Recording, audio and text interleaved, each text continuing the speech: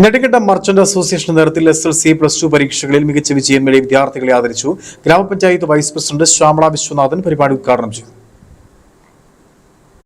Nedumkandam merchants അസോസിയേഷന്റെ നേതൃത്വത്തിൽ SSLC+2 പരീക്ഷകളിൽ മികച്ച വിജയം നേടിയ വിദ്യാർത്ഥികളെ ആദരിച്ചു.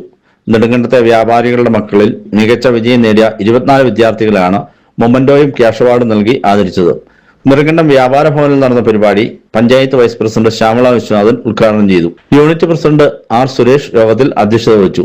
General secretary Sajeev R. Nair, treasurer PS Saleem, Binoy Plamoottil, Reji Varakalayil, MS Maheswaran, വനിതാ wing president Deepa Thomas, youth wing president Dixon Devasya തുടങ്ങിയവർ പ്രസംഗിച്ചു. വ്യാപാരികളും കുടുംബാംഗങ്ങളും പരിപാടിയിൽ പങ്കെടുത്തു. News bureau, Nedumkandam.